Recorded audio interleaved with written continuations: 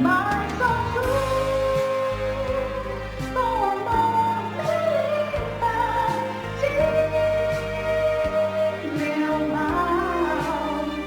E esse amor é que me ajuda a seguir. O milagre, Senhor, o milagre eu sou. O milagre, Senhor,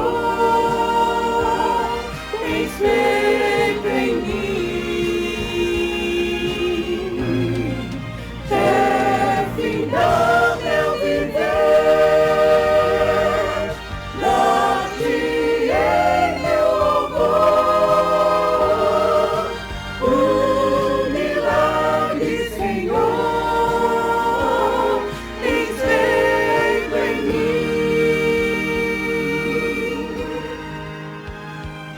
Em caminhos de perdição andava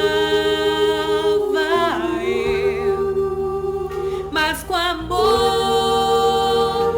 tu traçaste um plano para mim. Respondeste minha oração de fé, Senhor. Desde então só te pertenço eu.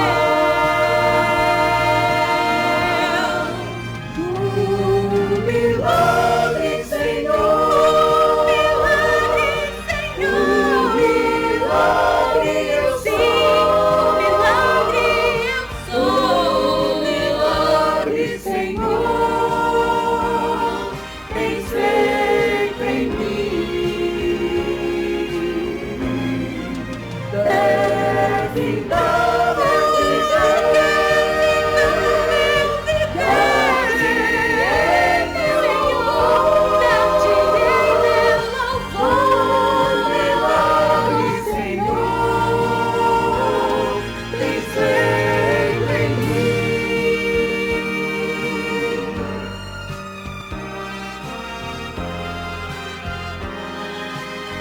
Sim, o milagre, Senhor, tens feito em mim.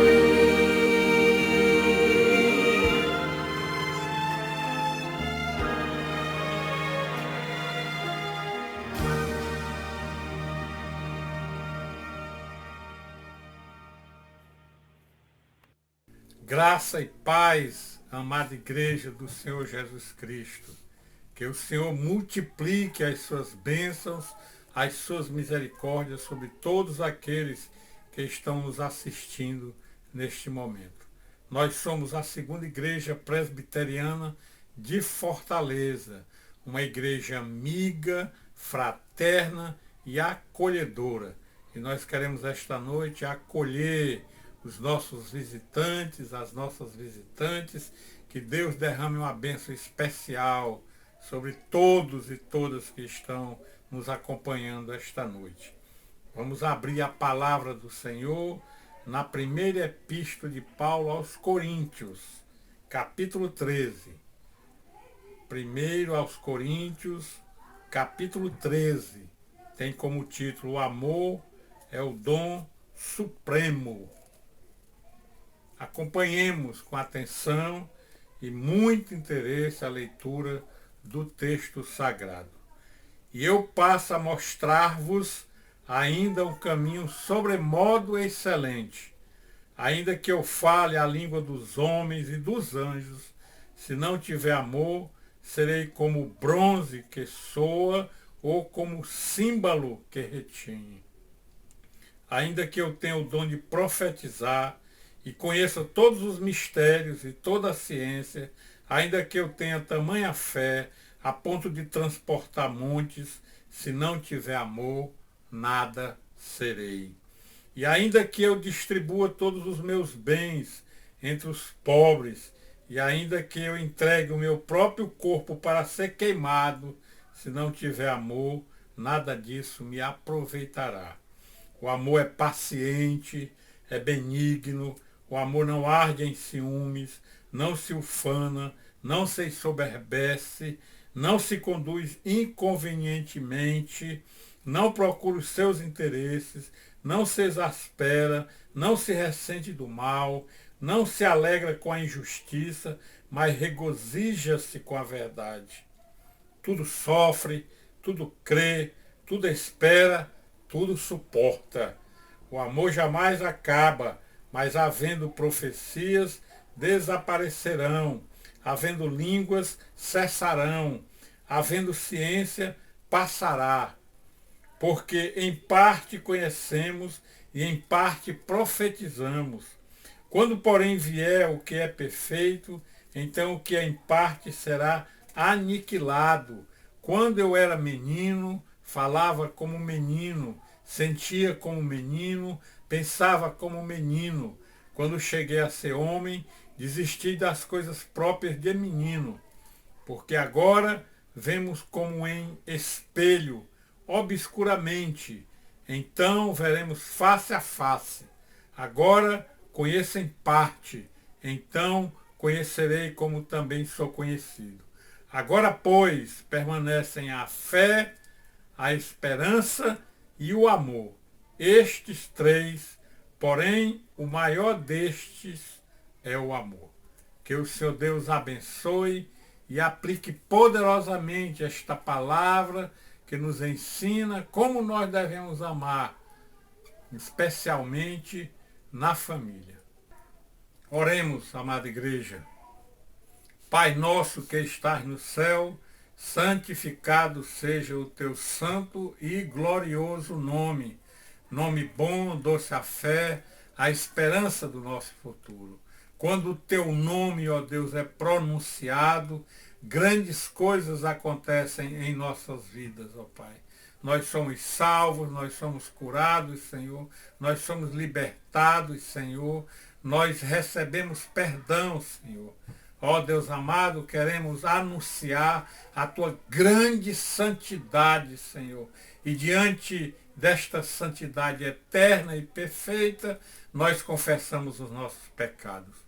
Queremos te dizer, ó Pai amado, que nós pecamos, nós erramos, nós pensamos coisas que não te agradou, nós falamos coisas que não te agradou, nós realizamos coisas que não te agradou, Senhor. Ó Deus amado, perdoa-nos, porque perdoados, ó Pai, conseguiremos com a ajuda do teu Espírito Santo prestar um culto que seja agradável a ti, ó Deus. Que sejamos hoje verdadeiros adoradores, Senhor, que te adoram em espírito e em verdade. Senhor amado, nós precisamos ouvir a tua augusta palavra esta noite. Prepara os nossos corações e as nossas mentes, Senhor, que os dois estejam inclinados para ti, para os céus e para a tua augusta palavra. Que esta palavra venha e encha, ó Deus, a nossa mente de conhecimento, ó Pai, de como, ó Deus, precisamos conviver em família, Senhor amado. Senhor amado, pedimos que o Senhor visite, ó Pai, todos os enfermos da tua casa. Que o Senhor derrame aquele bálsamo, aquele remédio precioso que cura todos os males, Senhor. Te pedimos também, ó Pai, por aqueles que estão sofrendo, especialmente as famílias, ó Pai, daqueles, ó Deus, que perderam seus entes queridos, das crianças, ó Deus, que ficaram sem seus pais, sem suas mães, Senhor, nesta pandemia. Fortalece-os, ó Deus, fortalece também todos os profissionais de saúde e todos os profissionais que estão envolvidos, ó Pai, neste momento, nos hospitais espalhados por este país e pelo mundo, cuidando das vítimas, ó Deus, desta pandemia. Tem misericórdia do teu povo, tem misericórdia desta nação, Senhor. Orienta convenientemente, ó Pai, os governantes para que possamos, ó Deus, alcançar logo a cura, Senhor. Deus amado, nos dá uma boa semana e te oramos no nome daquele que nos salvou e nos libertou de todo pecado, Jesus Cristo. Amém. Vamos continuar o nosso momento de louvor, sabendo, irmãos, que as lutas são grandes, as tribulações chegam, né? Mas uma vida no Espírito, quando nós temos uma vida cheia do Espírito Santo, a gente pode vencer as tribulações, porque Ele é bem presente nesse momento na nossa vida. Ele é Deus, Ele está presente na minha, na sua vida, e nós confiamos nesse Deus maravilhoso, nesse Deus forte, nesse Deus que é realmente fiel. Se você fique à vontade para ficar de pé, nós vamos continuar o nosso momento de louvor. Cante forte, cante não para o seu vizinho, não para o pastor, não para nós, mas canta forte nesse espírito de adoração. É o que nós queremos neste momento, adorar o nosso Santo Deus através dos nossos louvores. Amém? Vamos louvar.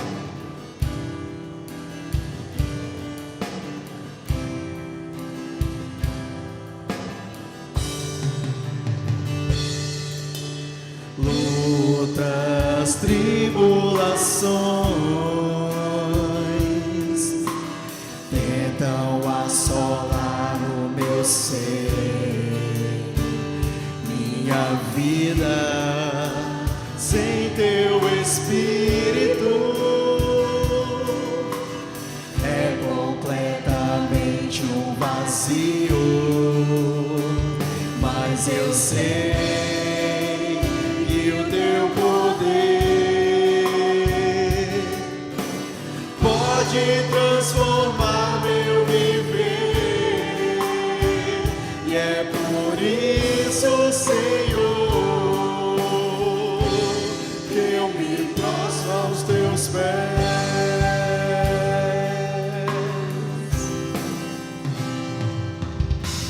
Lutas, tribulações tentam assolar o meu ser, minha vida sem teu Espírito é completamente um vazio, mas eu sei que o teu poder pode transformar meu viver, e é por isso, Senhor, que me prostro aos teus pés. Espírito, enche-me, oh, enche-me.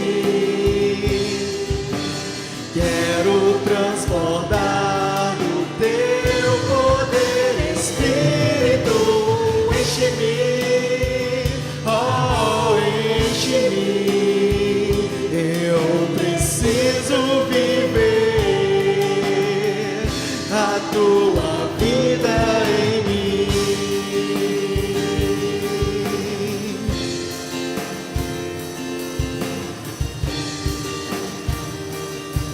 Cante. Espírito, enche-me, oh, enche-me. Quero transbordar do teu poder. Espírito, enche-me, oh, enche-me. Eu preciso viver a tua vida em mim. Espírito, enche-me, oh, enche-me. Quero transbordar do teu poder. Espírito, enche-me, oh, enche-me. preciso viver a tua vida em mim.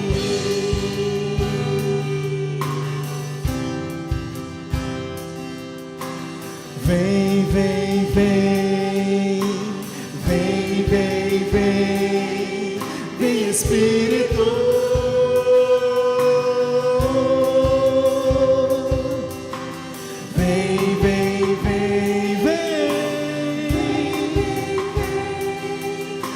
Espírito,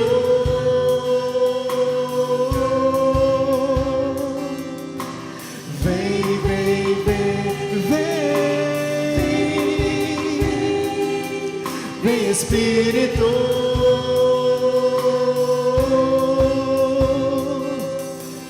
vem, vem, vem, vem, vem Espírito.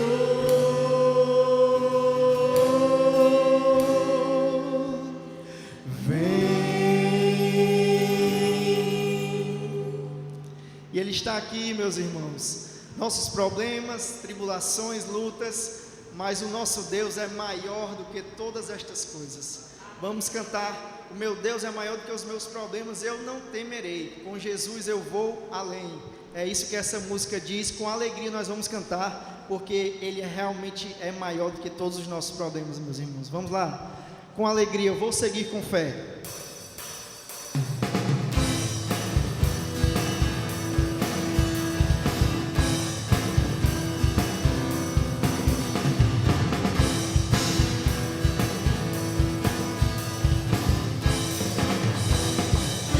Cante. O meu Deus é maior que os meus problemas, eu não temerei o quê? Com Jesus eu vou além, ainda que a figueira não floresça, que não hajam frutos da videira, eu não temerei não. Eu sei que para além das nuvens o sol não deixou de brilhar, só porque a terra escureceu. A minha vida está em Deus, eu sei que tudo posso em Deus. É Ele quem me fortalece, eu vou seguir com fé. Com meu Deus eu vou para a rocha mais alta que eu sei pra onde vou. Como águia vou, nas alturas sou filho de Deus. Eu vou seguir com fé. Com meu Deus eu vou para a rocha mais alta que eu sei pra onde vou. Como águia vou, nas alturas sou filho de Deus.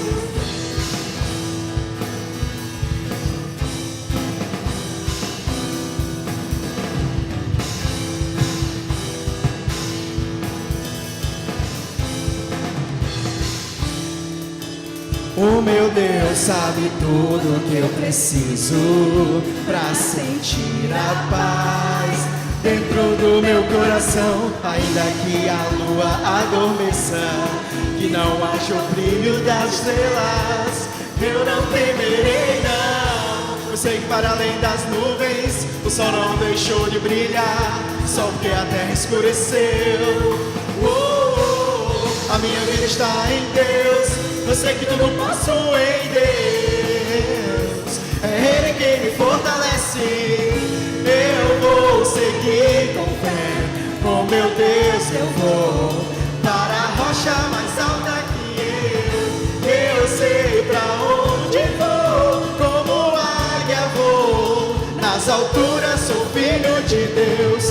Eu vou seguir com fé. Com meu Deus eu vou para a rocha mais alta que eu sei pra onde vou. Como águia vou, nas alturas sou filho de Deus.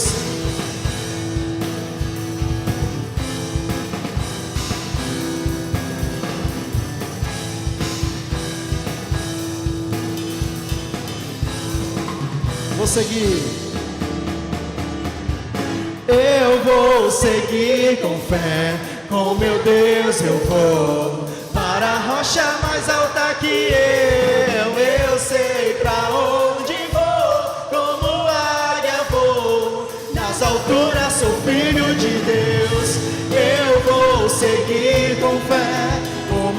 Deus eu vou, para a rocha mais alta que eu. Como águia vou, nas alturas sou filho de Deus. Nas alturas sou filho de Deus. Nas alturas sou filho de Deus. Nas alturas sou filho de Deus. Amém.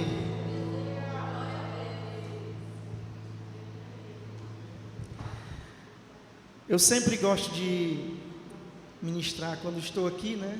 Na oportunidade que eu tenho de perceber a letra.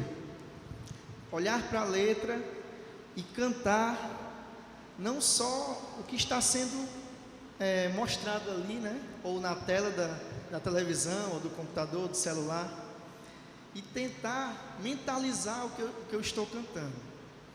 Então eu sempre gosto de prestar atenção no que eu estou cantando, para saber se aquilo realmente está vindo do coração, porque quando vem do coração a gente canta mais forte, a gente canta mais com mais apreço, né?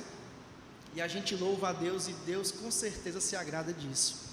Então, quando eu vejo essa letra, né, e a nossa temática, se você está percebendo, não é focada nos problemas, meus irmãos. A nossa temática não é focada nisso. A nossa temática é que nosso Deus cuida de nós, que Ele é mais forte do que nossos problemas, Ele é maior do que os nossos problemas, porque Ele está nos sustentando. Essa é a temática. E essa letra diz: Ele sabe seu jeito de ser, Ele sabe como vai você, Ele sabe, te conhece bem demais, desde o começo, foi Ele que te formou. Então, a nossa temática é essa, é a ação de Deus, no cuidado de Deus conosco. Então a gente vai cantar com muita alegria essa música. Ele sabe o nosso jeito, Ele sabe. E nós vamos conhecer, assim como, mesmo como Jó, né, sofrendo, mas ele disse: agora meus olhos te veem. Ele conhece verdadeiramente agora quem é o Deus a quem ele serve, a quem ele tem fé e crê. Então a gente vai cantar com muita alegria isso. Amém, irmãos? Amém. Vamos cantar.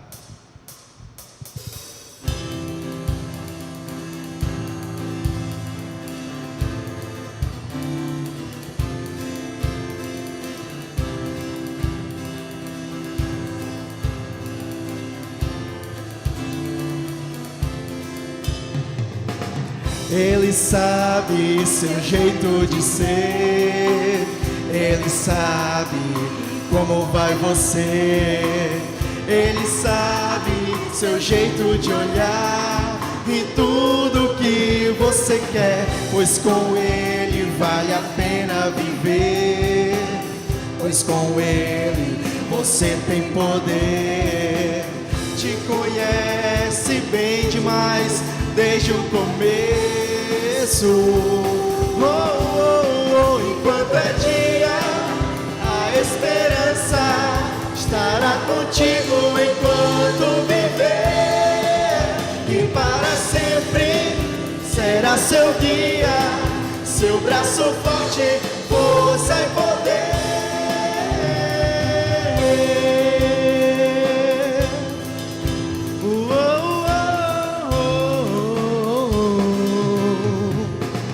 Ele sabe todos os sonhos, também sabe a dor e o prazer. Ele sabe cada desejo que bate em seu coração, pois com Ele pode te renovar, pois só Ele pode te curar. E então será você que vai conhecê-lo. Enquanto é dia, a esperança estará contigo enquanto viver, e para sempre será seu guia, seu braço forte, força e poder. Enquanto é dia, a esperança estará contigo enquanto viver,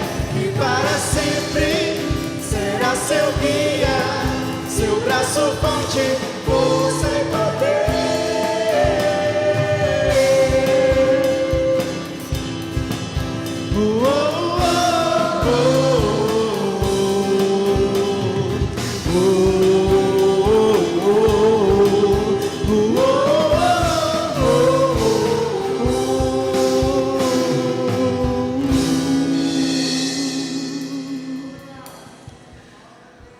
Aleluia, Senhor, obrigado por este momento, obrigado porque eu tenho certeza que Tu ouviu a voz da segunda igreja cantando, ó Pai, tanto nos seus lares como aqui também neste templo, e Tu se agradou de nós, ó Pai. Obrigado, Senhor, perdoa nossos erros, nossas dificuldades, mas recebe o nosso louvor, ó Pai, porque foi um louvor do nosso coração. Recebe, Senhor, em nome de Jesus. Nós te agradecemos por este momento e continua conosco neste culto, ó Pai. É o que nós te pedimos em nome de Jesus. Amém. Amada igreja do Senhor Jesus Cristo, esta noite estamos recebendo um amado pastor, um dileto amigo, um servo de Deus. Estamos recebendo o reverendo João Elias, pastor presbiteriano, reformado e também pastor da segunda igreja presbiteriana de Teresina. Ele aceitou o nosso convite com muita alegria e hoje ele vai nos trazer o recado do Senhor Deus para as nossas vidas, um recado para as famílias especialmente. Portanto, vamos ouvi-lo com interesse e atenção. Olá, meus irmãos, minhas irmãs aí da segunda igreja presbiteriana de Fortaleza. Eu sou o pastor João Elias, aqui da segunda igreja presbiteriana de Teresina, e me foi feito um convite pelo reverendo Jonathan, a quem eu tenho como um grande amigo, um mentor, e é com muita alegria que eu quero estar falando, mandando essa mensagem para meus irmãos nesse mês da família, que é tão importante. Aqui também, na nossa igreja, nós iniciamos sábado a semana, o mês da família, e vamos dar continuidade. Então, é com muita alegria que eu venho gravar essa mensagem falando sobre família, para conversar aí com meus queridos irmãos. Família, meus amados irmãos, é muito importante. A família é projeto divino. E família não é apenas um contrato social onde se dá responsabilidade para homem e a mulher. A ideia de família, quando nós olhamos na Bíblia, ela inclui muito mais, ela vai muito mais do que isso. É uma afinidade espiritual, onde não só os sentimentos de amor, respeito e solidariedade fazem parte desse relacionamento. Muito mais do que isso. Também há um aspecto religioso. E o lar, a família, deve nos levar a uma comunhão com Deus. Quando nós olhamos e nos perguntamos aos olhos de Deus, o que é família? Família aos olhos de Deus. Então, família, pela prisma de Deus, é uma união de um homem com uma mulher, vivendo no temor do Senhor. E dessa união, homem e mulher, deve nascer um lugar que seja o verdadeiro, deve nascer um lugar que deva ser um verdadeiro ambiente sagrado. Aquele local que, depois de um dia de trabalho, depois da faculdade ou de qualquer outra atividade que eu, minha esposa, meus filhos estão fazendo, deva me dar esse desejo de voltar para aquele ambiente sagrado, para aquele lar. Então, eu quero abrir a minha Bíblia com você no primeiro livro de Samuel, no capítulo 1, são 28 versículos. Não vai ser permitido, o tempo não nos permite ler todo esse capítulo, porque para que fique bem completo a ideia, é todo o capítulo 1 e no capítulo 2 também, dos versículos 18 a 21. Eu vou ler pelo menos os 8 primeiros versículos desse texto e depois nós vamos conversando e citando alguns versículos.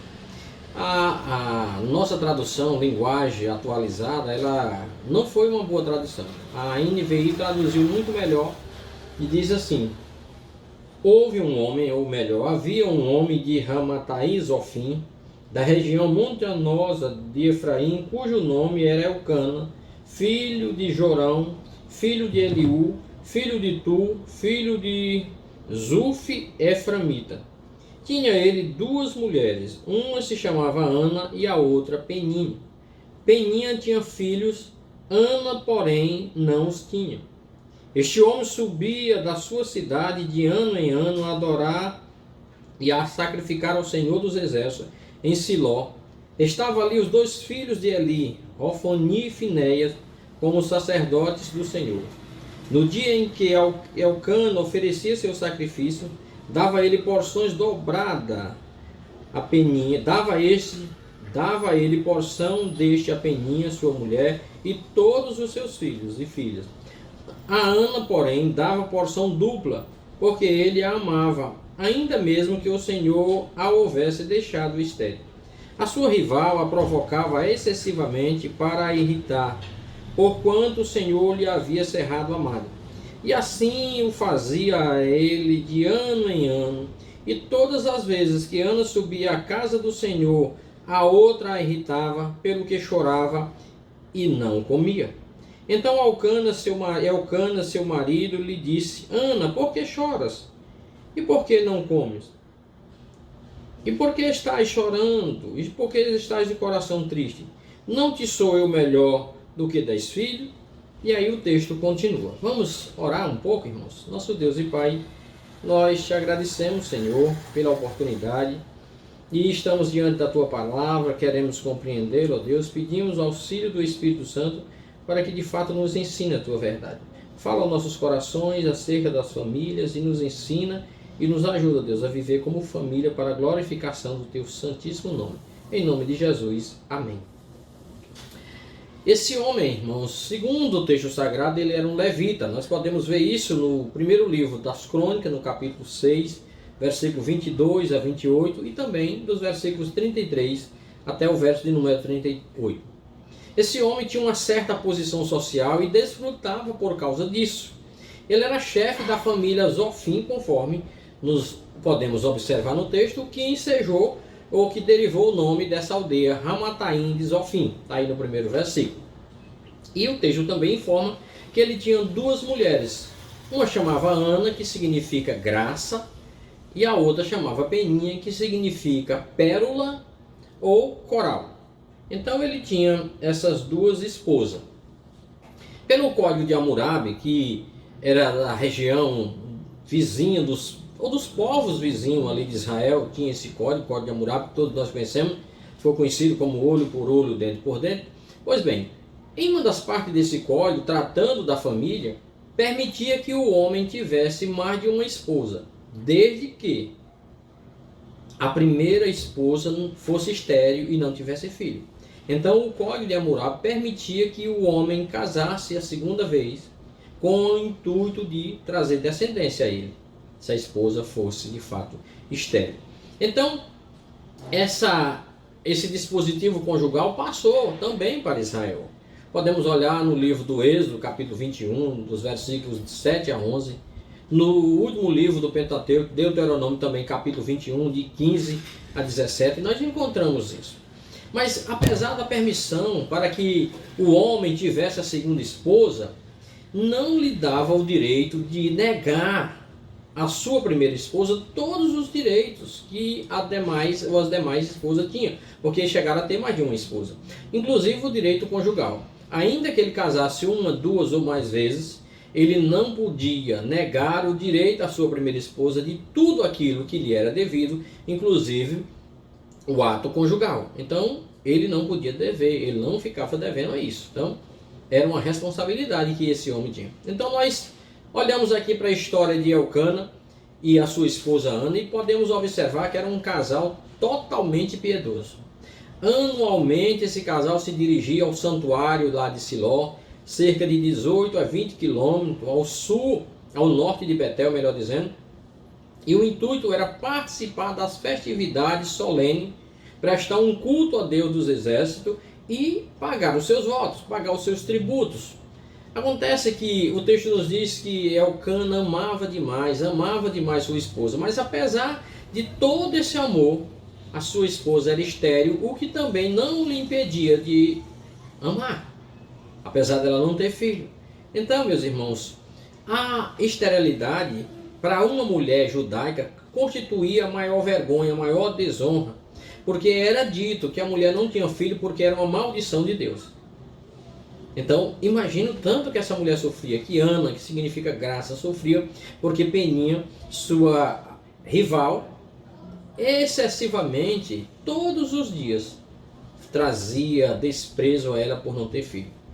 Nós olhamos para as Escrituras Sagradas e até mesmo textos anteriores a esse, nós podemos ver exemplo, e eu queria citar aqui apenas dois, de Abraão, o homem escolhido por Deus, com as promessas do Senhor que ele traria uma descendência muito grande nessa terra, mas já chegando na velhice, quase 100 anos de idade, a sua esposa com 90 anos, 89 anos de idade e não tinha filho.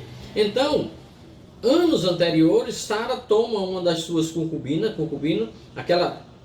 uma das suas serviçais, melhor dizendo, e entrega para seu esposo, querendo ajudar Deus. Olha, Deus diz que vai trazer uma descendência, mas nós não temos mais condições. Então entrega a sua serva Agar, e Abraão tem um filho com ela. Não foi uma decisão correta, irmãos. Depois nós sabemos que aí tornou-se laço para esse casal. Nós podemos olhar também para os netos desse casal. Jacó, casado com duas mulheres, uma das suas mulheres não tinha filho, apesar de ele amar, trabalhou 20 anos por essa mulher, Raquel, e ela não tinha filho. Certa vez, ela na disputa com a sua irmã Lia, ela chegou a dizer para ele: dá-me o filho, senão morro. Jacó ficou indignado e disse: por acaso eu estou no lugar de Deus para te dar filho? Mas Deus permitiu que isso acontecesse. Então, meus irmãos, essa decisão de Abraão, a própria decisão aqui de Elcana, não foi baseado por fé. Pelo contrário, essas experiências que esses homens tiveram mostram de fato que foi motivada pela falta de fé. Não era projeto de Deus. E por isso não lhes trouxeram felicidade. Elcana teve filhos, sim, teve filhos e filhos, ele teve descendência com essa segunda esposa, mas não tinha felicidade na casa.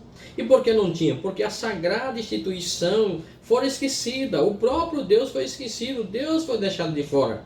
E aí Deus interrompe a parte da família. O texto nos diz que Peninha, todos os dias, dá-nos a entender que era uma mulher ciumenta e que provocava diariamente a sua rival, a outra, Ana, o que trazia muita tristeza para Elcano, que sofria em ver a sua esposa. E aí não tinha felicidade nessa casa.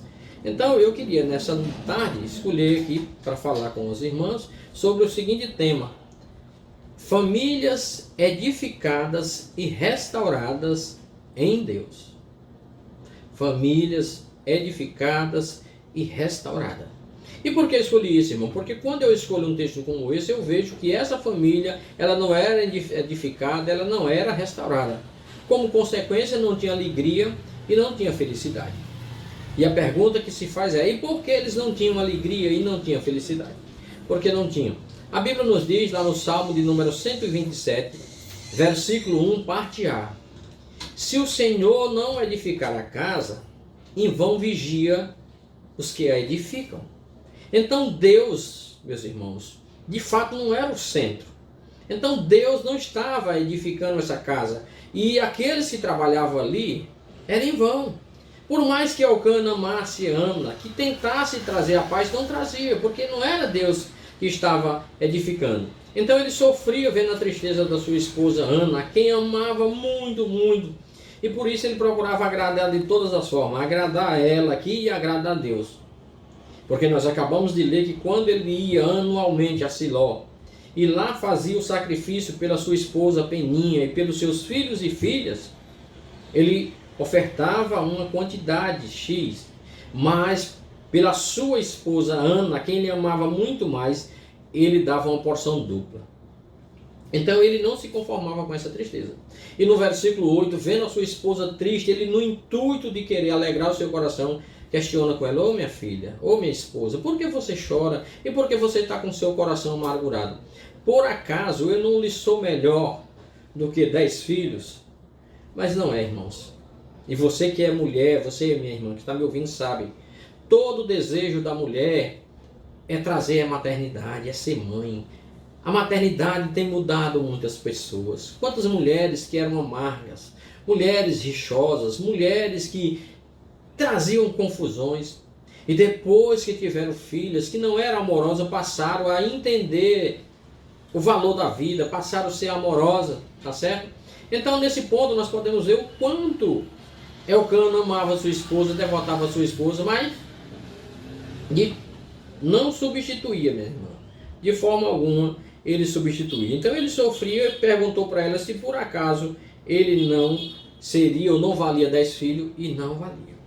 Então, independentemente, por que eu disse que era um casal piedoso? Porque o sonho de toda a família, principalmente nesse contexto hebraico, judaico, era ter filho, e muitos filhos. E Ana não tinha filho.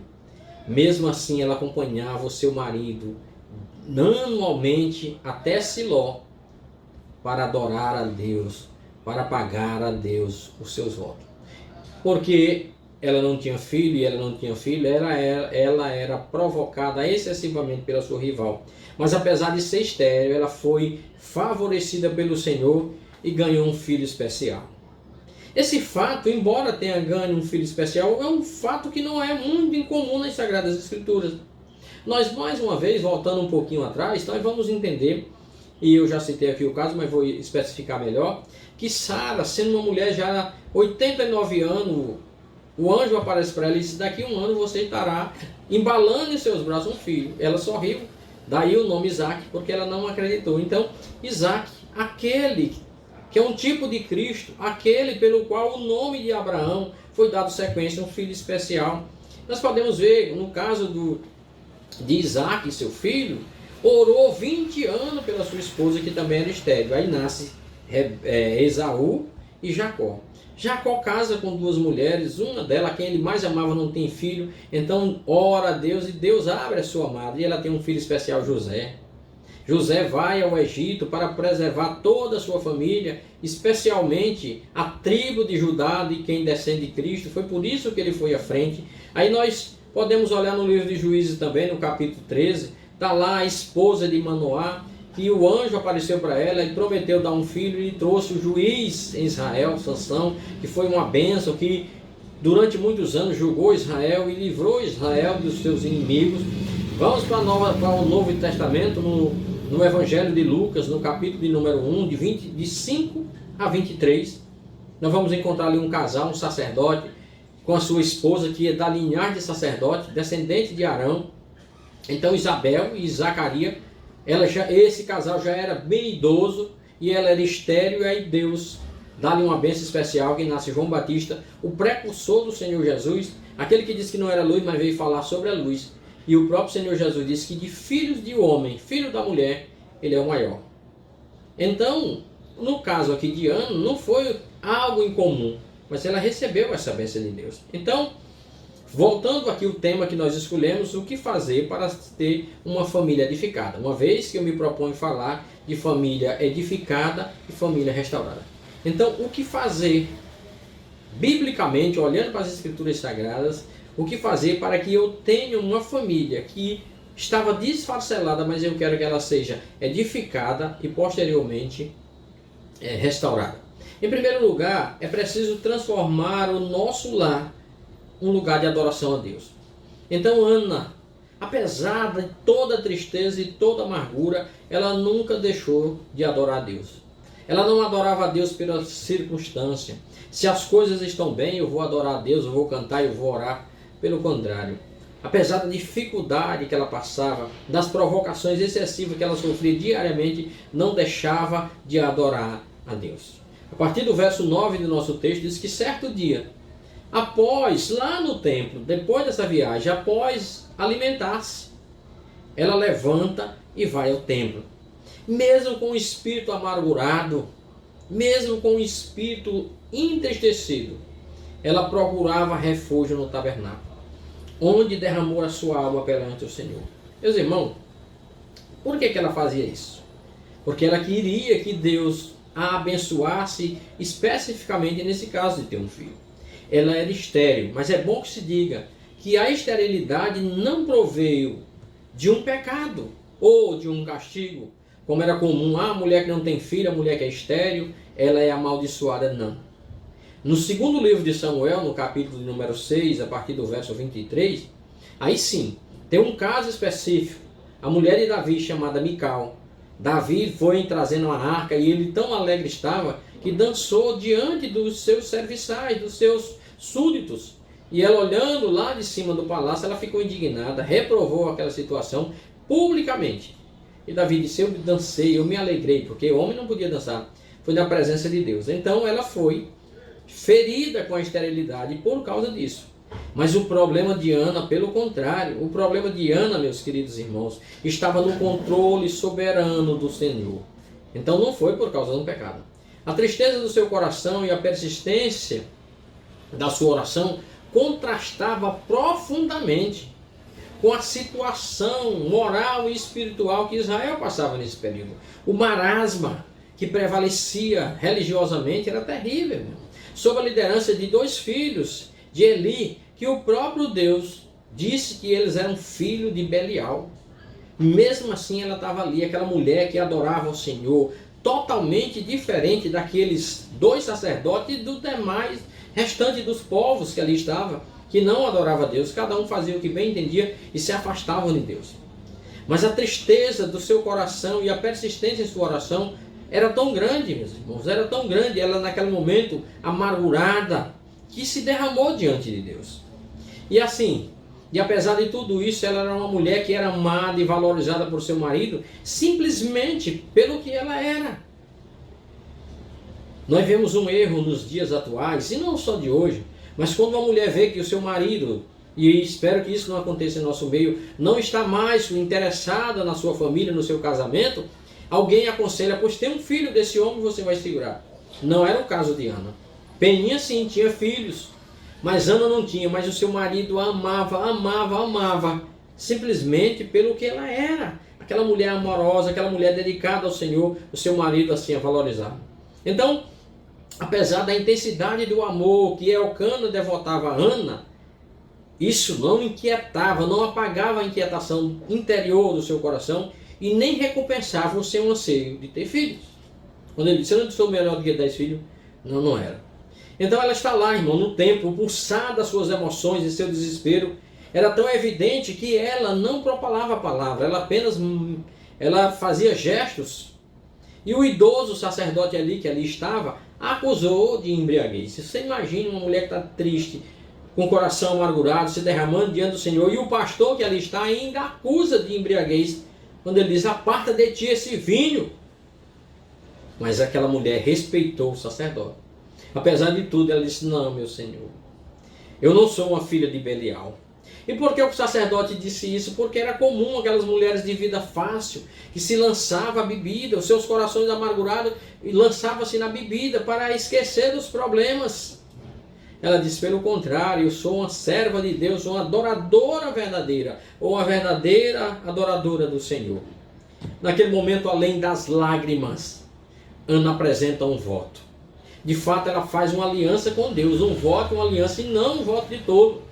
Ela prometeu devolver a vida preciosa que talvez Deus lhe concedesse. Se o Senhor me der um varão, um filho varão, ou seja, aqui nós aprendemos que a oração ela deve ser específica. Ela disse que queria um filho, mas um filho varão. E ela não fez um voto de tolo, ela entendia o que estava fazendo, estava muito consciente. Então Deus honrou o ato daquela mulher, da decisão, o ato decidido de Ana. E aí agora o sacerdote ali, que ali estava, quando ela disse que não era uma filha de Belial, mas era uma mulher de coração amargurado que estava orando a Deus, se derramando diante de Deus, o sacerdote disse assim: vai em paz, e o Deus de Israel te conceda a petição que lhe fizeste. E Deus honrou. Honrou a oração de Ana, honrou o pedido do sacerdote ali. E aí no versículo de número 18 do nosso texto, diz que agora ela sai dali, o seu semblante já não era mais triste. Ela agora acreditou, irmãos, que Deus cumpriria, e há o tempo de Deus. Muitas vezes nós estamos errando porque nós queremos as coisas ao nosso tempo. Mas há o tempo de Deus. O apóstolo Pedro, na sua carta, ele vai dizer, fazendo uma comparação, que para o nosso Deus, um dia é como 1000 anos, e 1000 anos é como fosse um dia. Então agora, o seu semblante já não era mais triste. Dizem alguns estudiosos que foi justamente esse versículo que Lutero, ao ler esse versículo, acabou com aquela luta que ele tinha, aquele desânimo, quando agonizava, sem dúvida, lá no convento. E a partir daquele instante ele agora começa a reforma protestante do século XVI e XVII. Então, Ana, agora, versículo 19, irmãos, do nosso texto. Eu preciso ler esse versículo.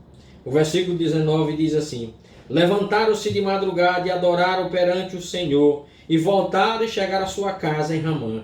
Elcana coabitou com Ana, sua mulher, e lembrando-se dela, o Senhor. O nosso Deus não esquece dos seus. Então, meus irmãos, o Salmo de número 5, de 1 a 4, o salmista diz: dás ouvido, ó Deus, dá ouvido, ó Deus, às minhas palavras, e acode o meu gemido. Pois de manhã, Senhor, ouve a minha voz, de manhã te apresento a minha oração e fico esperando. Ah, meus queridos, não há tristeza. Sabe para quem que não há tristeza? Para quem sobe à casa do Senhor. Naquele dia, logo cedo, antes da sua viagem, Ana e Elcana subiram à casa do Senhor. Então não há tristeza para quem sobe à casa do Senhor, versículo 7. Segundo lugar, não há tristeza para quem derrama a sua alma em oração ao Senhor. Verso 10 e verso 15. Aquela mulher se derramava em oração diante do Senhor. E terceiro, não há tristeza para quem cumpre o seu voto. Versículo 11 e versículo 28. Ana cumpriu cabalmente com seu voto. E faça isso, meus irmãos, e terá alegria. Façam isso e terão alegria. Subam à casa de Deus.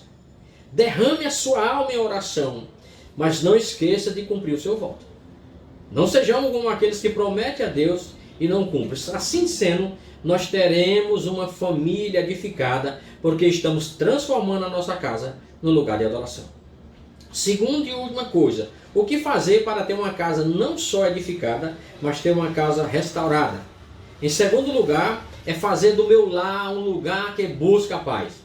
Mais uma vez aqui, o apóstolo Pedro, na sua primeira carta, no capítulo 3, versículo de número 11, diz: aparta-te do mal, pratica o bem, busca a paz, empenha-te por alcançá-la. Agora, essa mulher que não tinha mais tristeza, agora as provocações excessivas de Peninha não mais lhe atingiria. Pelo contrário, ela agora iria buscar paz. E a Bíblia diz que quando nós agimos dessa forma, nós colocamos brasa viva na cabeça daqueles que nos provocam, e eles ficam envergonhados pelo seu proceder.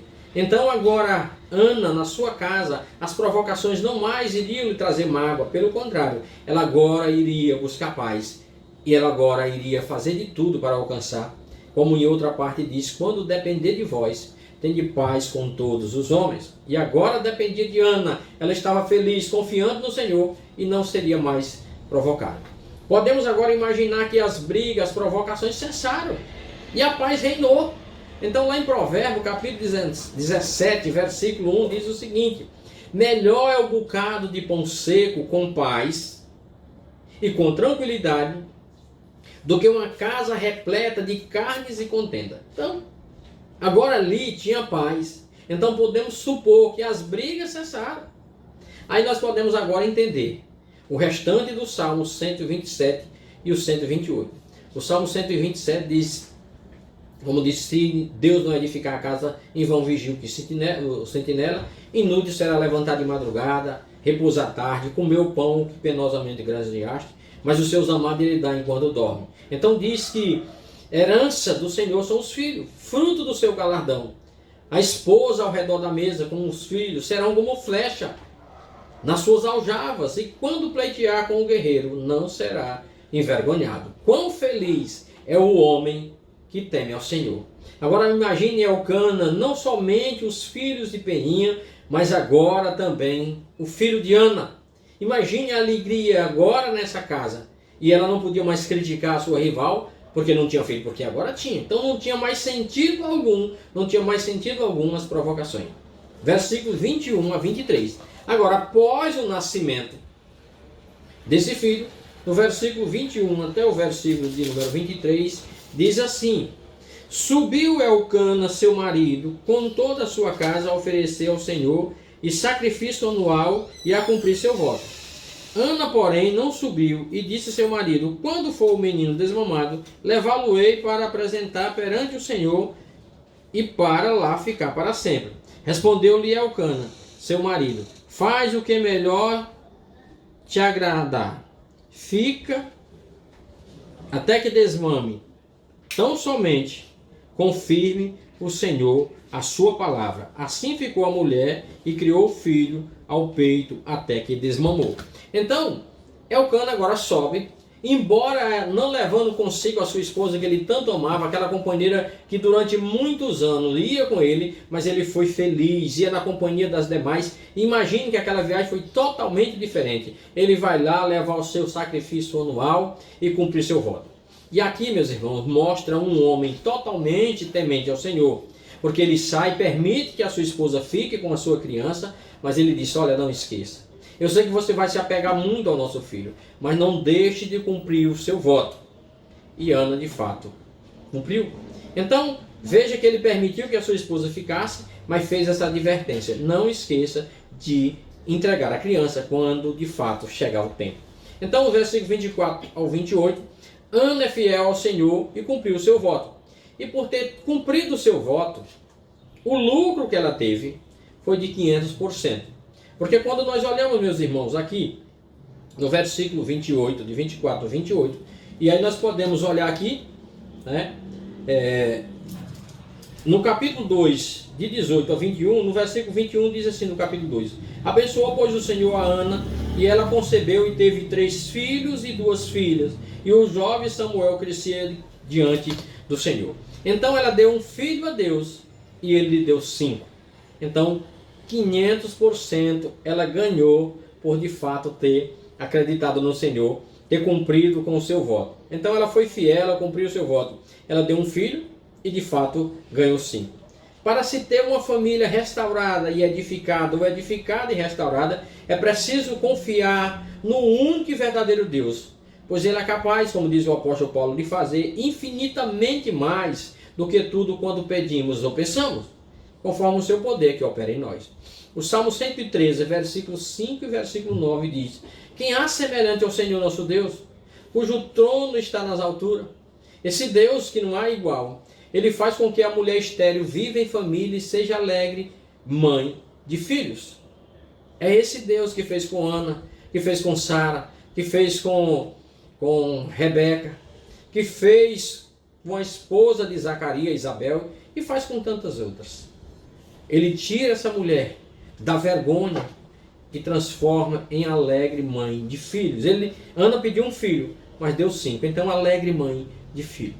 Irmãos e irmãs aqui, a quem eu estou falando, para se ter uma família desse jeito, edificada e restaurada, é preciso ter um relacionamento repleto de compreensão, afeto e perdão. Com certeza Ana perdoou os anos de provocação de Peninha, e agora ela tinha muita alegria, tinha afeto talvez pelos enteados e muita compreensão, com certeza. E não é cedo e nem é tarde demais para ensinar os filhos. Então, Joquebede e Ana serve de encorajamento para nós, nesse mês da família, nessa semana da família. Porque Joquebede, ela teve a oportunidade de ficar com seu filho mais ou menos entre 3 e 5 anos. E depois, esse seu filho foi lá para aquele ambiente hostil, aquele ambiente tão terrível que era o Egito. Mas ele foi tão bem educado que quando depois, nos 40 anos, ele sai e vê alguém maltratando o seu irmão, saiu indefeso. Aqui também, Ana agora pega seu filho depois de desmamado e entrega na mão de um idoso que não foi capaz de criar bem os seus filhos, porque Deus queria os matar, porque era filho de Belial. Mas aí ela entrega o seu filho para ser educado por esse idoso que não educou seus próprios filhos, mas ela confiou. Por isso é que o apóstolo Paulo diz para Timóteo: não te faça negligente, porque tu sabe de quem aprendeste das sagradas letras, porque a tua mãe e a tua avó, Eunice e Lode, te ensinou. Então, nunca é cedo nem tarde demais para ensinar os nossos filhos. Olhemos para Joquebede, olhemos para Ana, que ensinou muito cedo os seus filhos. Olhemos para a mãe, que não sabemos, mas Daniel, que foi levado longe, e ele no capítulo 3, ele vai dizer: o Deus dos meus pais. E nós olhamos para Provérbio 31, de 1 a 9, e vemos ali o conselho de uma mãe que foi dada ao rei Lemuel, que apesar de ser um rei, de já ser um homem de idade, recebeu o conselho da sua mãe e fez das palavras da sua mãe as suas próprias palavras. Então, meus irmãos, nós podemos observar para essas mulheres, para esses exemplos, e aplicar no nosso dia, na nossa casa, e aí temos com toda certeza famílias edificadas e restauradas no Senhor. A família de Elcana que não era edificada na palavra, que não era edificada no Senhor, que não era restaurada, agora sim. Ana teve um papel muito importante no despertar espiritual quando confiou em Deus, deixando para toda a posteridade um exemplo de devoção determinada em sua maternidade. Que amou o Senhor acima de tudo, que cumpriu com a sua palavra, que foi uma boa mãe. Agora, com toda aquela ou toda e qualquer bênção, tem um preço de administração. No lar, quem é o responsável? É o pai. A mãe é a auxiliadora, mas o responsável é o pai. Então, eu tenho certeza que alguns dos irmãos estão ouvindo isso aí. O pai é o responsável que deve cuidar da família. A igreja é a família de Deus. Mas o pai é a figura de Deus para a esposa e para os filhos. Ele precisa prover de forma imparcial, assim como Deus proveu todas as coisas para nós, independentemente se merecemos ou não. Ele nos dá condição de sustento. E o próprio Senhor Jesus, na parábola do filho pródigo, mostra qual é o papel do pai de família. Então o pai precisa orientar, o pai precisa ensinar a esposa, os filhos, a palavra de Deus, assim como Adão ensinou Eva a palavra do Senhor. Assim como a Bíblia diz lá em Provérbios 22:6, principalmente para os pais: ensina a criança no caminho em que deve andar, e ainda quando for velho, não se desviará dele. Então, pai, não negligencie o teu papel, porque aquele que negligencia na família, isso é um pecado muito grave. 1 Timóteo capítulo 5, versículo 8, diz que aqueles que não cuidam, especialmente da sua família, é pior do que um incrédulo. Então é minha responsabilidade como pai, de ensinar meus filhos, a minha esposa, de ensinar o caminho e não relegar isso à igreja. A igreja é um complemento, mas primeiramente é a família. Então é obrigação e dever dos filhos também. Envolvemos mãe, pai e filho. O 5º mandamento diz que o filho deve honrar o seu pai e a sua mãe, não por obrigação, que também o é, mas é um mandamento com promessa, o único com promessa, que aquele que quer viver longo tempo nessa vida, honre o seu pai e a sua mãe. Efésios capítulo 6, verso 2 e verso 3. Honrar pai e mãe, meu jovem, meu filho, aquele que está me ouvindo, é muito importante. O pai e a mãe são as autoridades na família, com responsabilidade muito séria de educar seu filho. Embora nós, pai, não somos perfeitos, não. Mesmo assim, merecemos ser honrados pelos nossos filhos e devemos trabalhar para isso. Como diz lá em Deuteronômio 6, que devemos ensinar essas coisas a nossos filhos, andando, levantando, ao sentar-se, ao levantar, ao deitar. Devemos sim.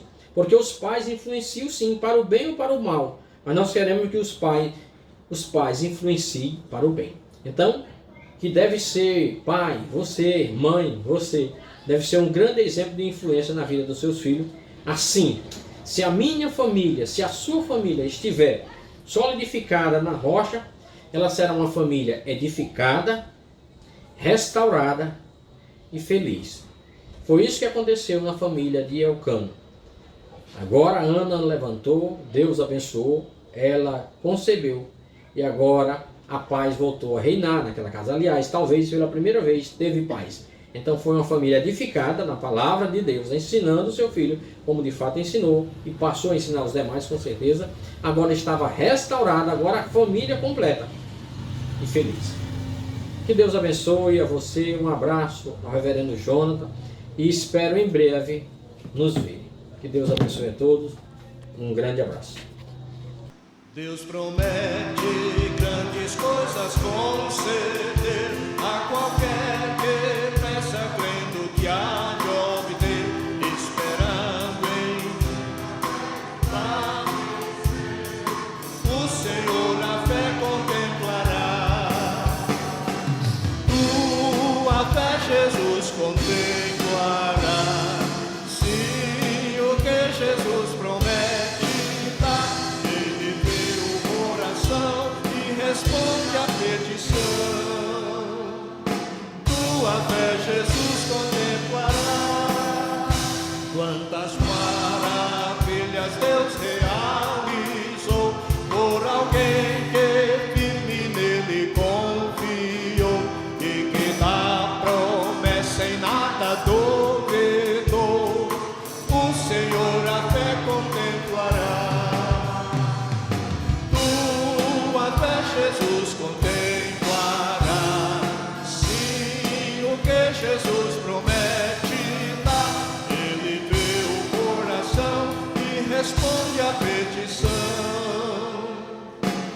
tua fé Jesus contemplará.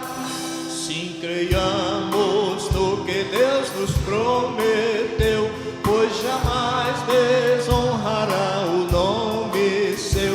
Ele cumprirá promessas que nos deu.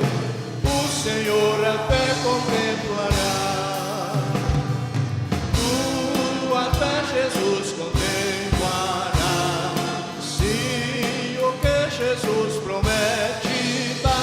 Ele vê o coração e responde a petição. Tua fé Jesus contemplará.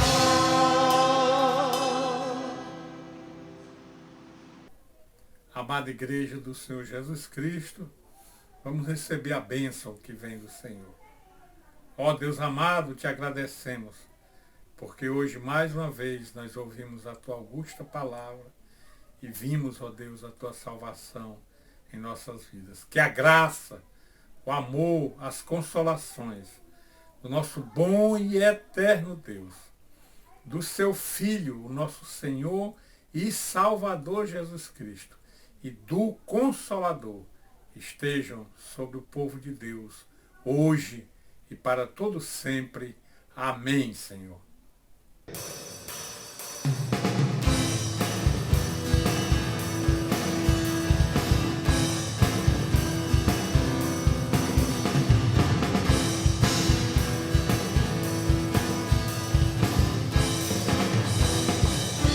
Cante.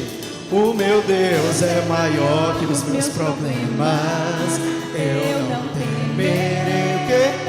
Com Jesus eu vou além. Ainda que a figueira não floresça, que não hajam frutos da videira, eu não temerei não. Eu sei que para além das nuvens o sol não deixou de brilhar, só porque a terra escureceu. A minha vida está em Deus. Eu sei que tudo passou em Deus. É Ele quem me fortalece. Eu vou seguir com fé. Com meu Deus eu vou para a rocha mais alta que eu sei pra onde vou. Como águia vou. Nas alturas sou filho de Deus. Eu vou seguir com fé. Com meu Deus eu vou para a rocha mais alta que eu sei pra onde vou. Como águia vou, nas alturas sou filho de Deus.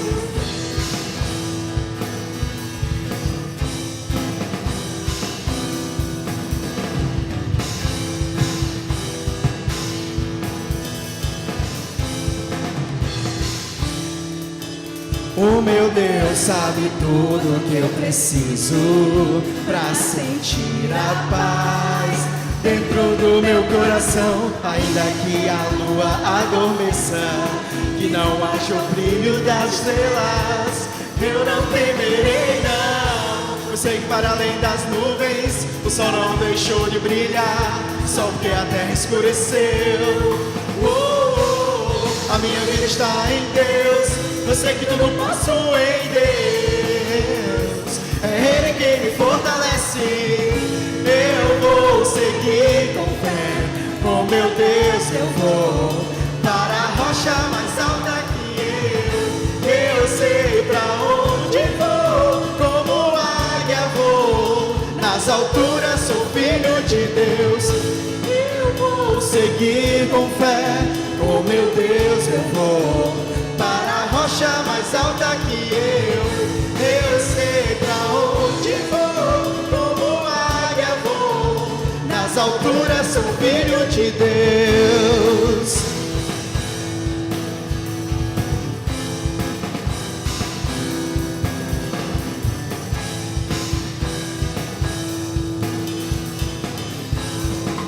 Vou seguir. Eu vou seguir com fé, com meu Deus eu vou para a rocha mais alta que eu sei pra onde vou. Como águia vou, nas alturas sou filho de Deus. Eu vou seguir com fé, rocha mais alta que eu. Como águia vou, nas alturas sou filho de Deus. Nas alturas sou filho de Deus. Nas alturas sou filho de Deus.